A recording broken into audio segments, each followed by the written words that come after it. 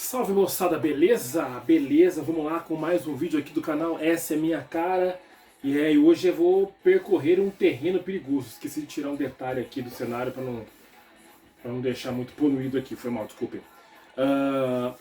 Hoje é dia de pisar em terreno perigoso, hein, cara?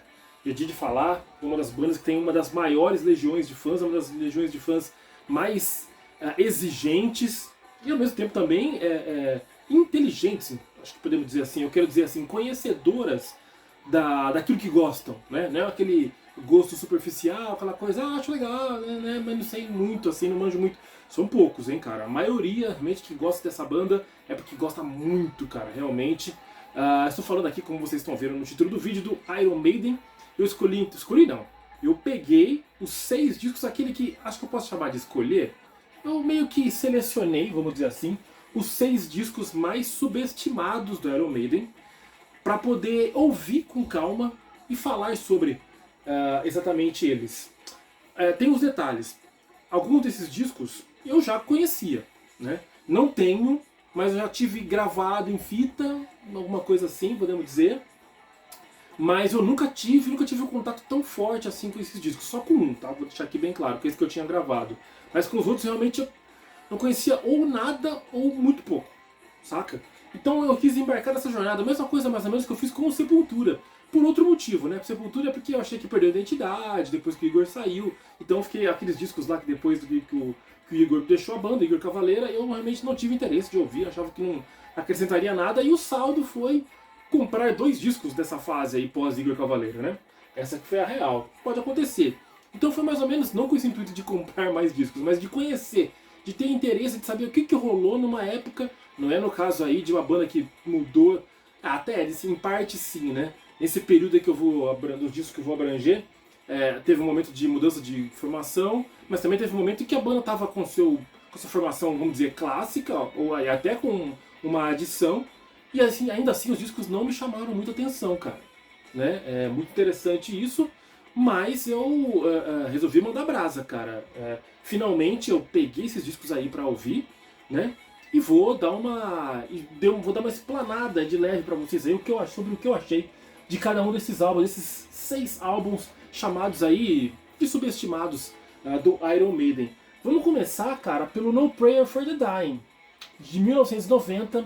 É um disco que todo mundo fala que é um dos mais chatos aí da banda, cara, que é um dos mais fracos, menos inspirados, que não tem nada ali muito importante, nada muito que vale a pena. Na verdade tem ali o Bring Your Daughter to the Slaughter, né? É uma música que é mais conhecida, essa aqui é uma das poucas que eu já conhecia, acho que é a única que eu conhecia do álbum. E eu coloquei aqui, fiz umas anotações, eu não vou me enrolar muito em cada um, que são discos, são muitos discos, né?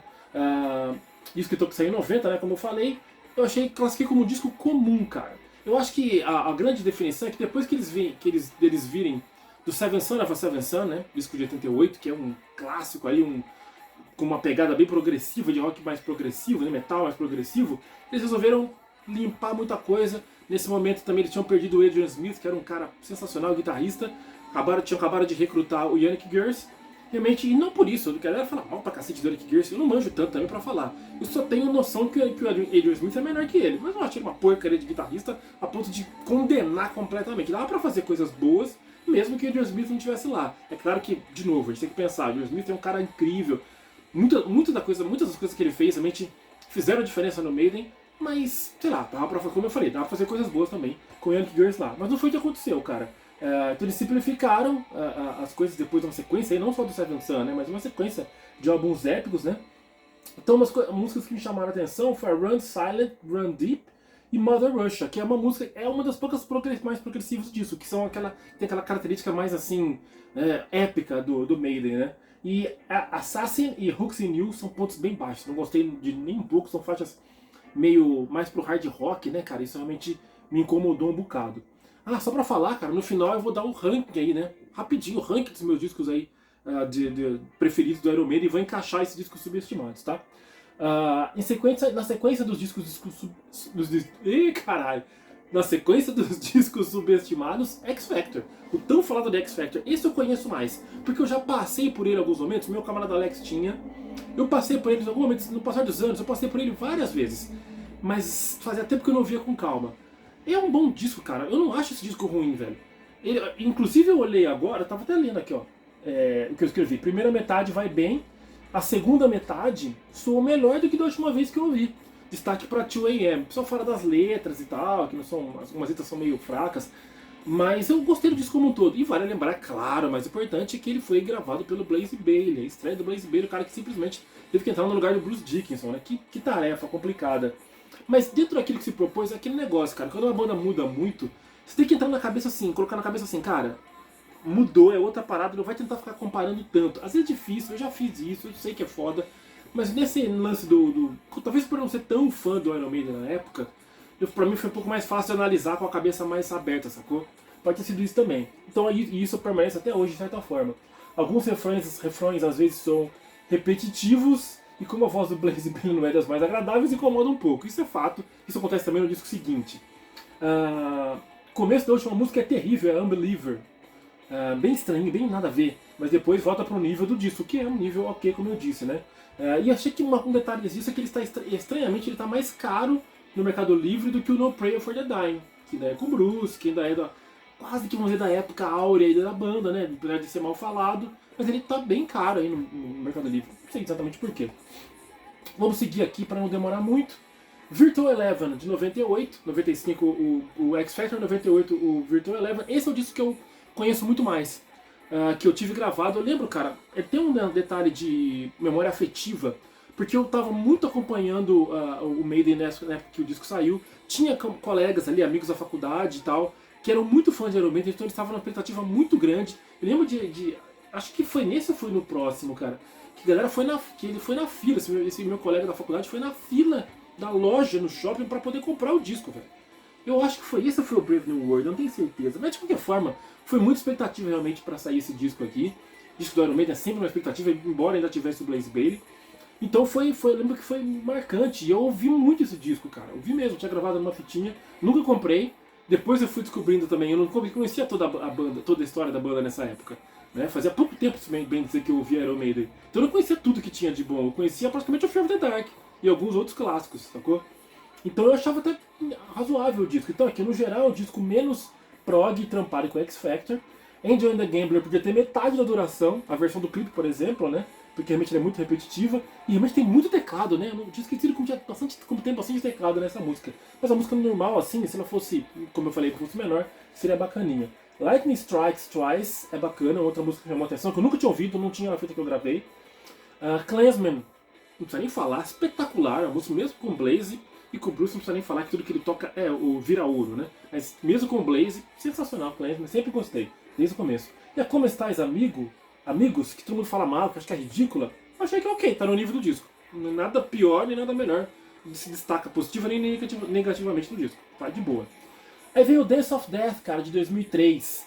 Cara, esse disco, muita gente falou que ele era mais cru, realmente. Parece que até foi gravado de uma maneira mais... Foi gravado de forma com equipamentos analógicos, a gravação analógica. Isso também faz uma diferença na sonoridade do disco. Exatamente, isso mesmo, é desse mesmo que eu quero falar. Quase viajei aqui. Então eu senti isso na sonoridade do disco. Isso soa bem legal, soa um pouco mais sujão, foi bacana. E ele pegou de onde vinha o Brave New World, que é a nossa trilha do disco, do vídeo, inclusive. Aliás, eu podia ter colocado isso aqui, não é um dos subestimados, né? Eu vou trocar a trilha aqui, se me permitem. Eu vou colocar o próprio Dance of Death, cara, aqui como trilha. Não, eu tô viajando, cara. Dance of Death. Se a ideia é justamente colocar os álbuns, falar dos álbuns subestimados, então que seja um desses dessa lista, né? Que doideira. Então o Dance of Death ele vem na trilha do que era o Brave New World, cara. Então ele tem mais ou menos a mesma pegada, embora ele tenha essa pegada um pouco mais... Essa pegada não, sonoridade um pouco mais suja, mas ele tem essa coisa meio épica também em vários momentos, né? Com momentos mais soltos que eu coloquei aqui, apesar de ter os lances mais épicos. Abre com duas músicas mais rapidinhas ali e tal, que é a Wildest Dreams e a Rainmaker. A faixa título é muito boa, a faixa Dance of Death. E eu destaquei aqui a Gates of Tomorrow e a New Frontier, que é uma faixa que foi composta pelo Nico, ou co-composta pelo Nico. E a Passion Day, todo mundo falava, você próprio Passion Day é muito boa, Passion Day é boa mesmo. É boa mesmo, gostei, nunca tinha ouvido, gostei. E encerra com uma faixa acústica, Journeyman, no violão e cordas. Depois esquenta, acho que mais coisas, se não me engano. Achei ok. Aí vem o A Matter of Life and Death 2006, que todo mundo falava muito bem, ele aparece alto em algumas listas de ranking de disco do Iron Maiden, e eu particularmente não achei tudo isso. Eu acho um disco que ele segue a mesma linha, vamos colocar assim, tá? Deixa eu voltar aqui na minha colinha. O que eu coloquei dele aqui, ó. X Factor, Matter of Life, aqui ó. Ele segue a mesma linha dos dois anteriores, tá? Do Dance of Death, do Brave New World e tal, mas os arranjos são um pouco mais sofisticados que os do Dance, tá vendo? O Dance é um pouco mais sujão, como eu falei. Sujão, né? Entre aspas, né? No Iron Maiden nunca é sujo. Mas a pegada, aqui ó, menos pegada e mais contemplação. É isso, cara, que eu senti nesse disco. Ele é bem feito, tá? Ele é mais bonito ali, mas não dá aquela pegada, eu sinto aquela vibração forte, assim, saca? Então coloquei aqui, ó, o disco bonito, mas até a faixa 5, nenhuma música me fez falar, caralho, exatamente isso. Eu já tinha feito isso várias vezes no Dance of Death. Pontos altos, Longest Day, For the Greater, Lord of Light, acho que tem mais coisa, acho que o nome não tá inteiro, cara. Longest Day, For the Greater Good of God, como é que é? Eu tenho que olhar direito aqui pra não falar bobagem. Fãs de Iron Maiden, me perdoem. Vamos ver aqui, ó. A Matter. Não vai, eu tô demorando um pouco mais do que o normal, do que eu até planejei, mas não tem problema. Cadê o nome da música que eu falei aqui? For Greater... For the Greater Good of God. Essa música me chamou a atenção. Achei bacana. E Lord of Light também achei legal. Também tá caro no Mercado Livre. Não sei por que ele é mais caro que os outros, sendo que pra mim ele tá mais ou menos no mesmo nível. Enfim. Aí na sequência veio o The Final Frontier, outro que falava muito bem, e esse eu achei legal, cara. Esse eu achei bacana mesmo. O que eu tenho pra falar dele aqui, que eu anotei pra falar desse disco aqui, foi o seguinte: a faixa inicial, todo mundo fala isso, a faixa inicial é muito longa, ela tem 8 minutos, é a Satellite 18 e a Final Frontier. E sabe qual foi o louco, cara? Eles não separaram as faixas, velho.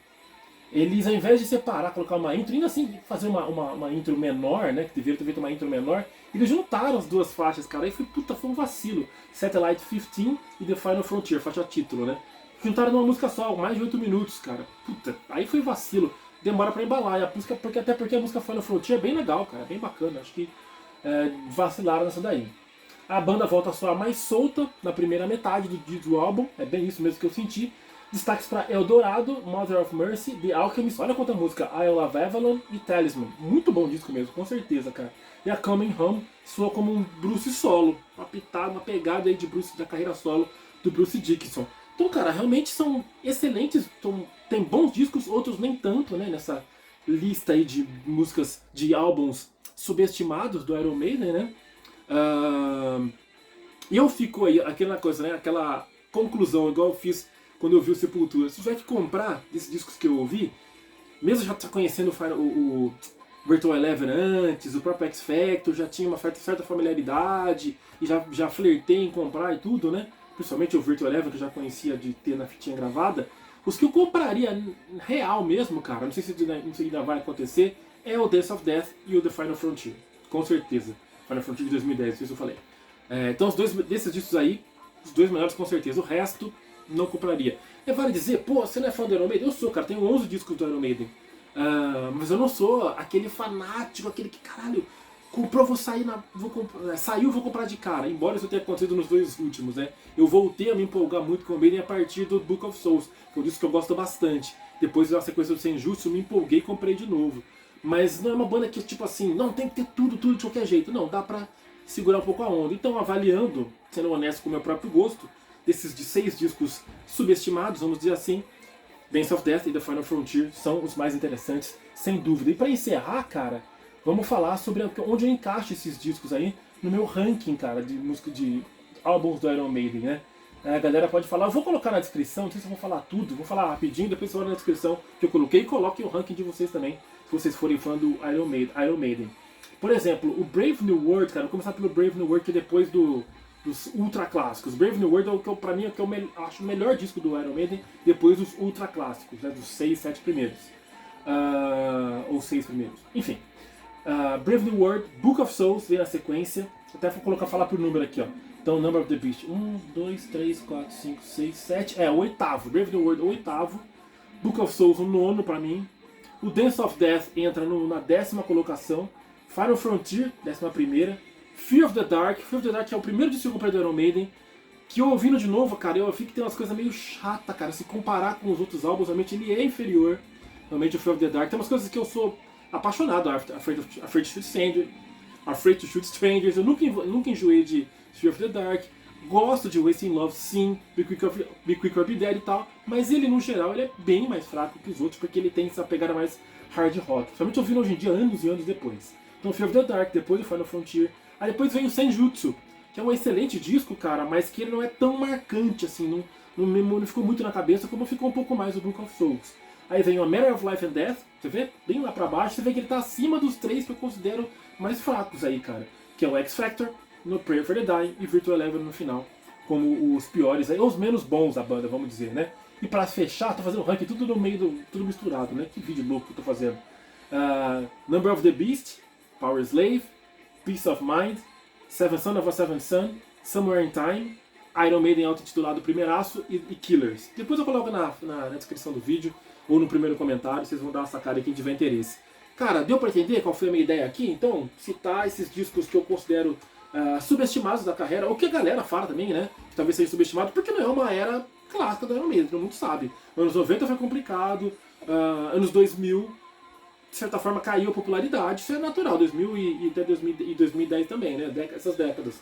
Então tem isso, né, cara? Eu tenho o Brave New World, como eu falei, que eu amo.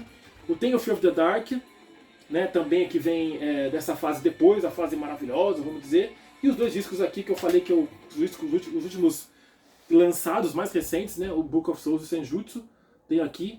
E quem sabe eu compro The Final Frontier ou Dance of Death em algum momento. Sei lá, vamos ver. É isso aí, galera. Depois a gente volta com mais um vídeo. Tô com muitas ideias, hein? Borbulhando. Duelos de álbuns, reflexões e tudo mais. Vai rolar mais coisa aí. De rap e de metal e de rock, porque essa é a minha cara. Foda-se. Ninguém manda em mim. É nóis, até a próxima.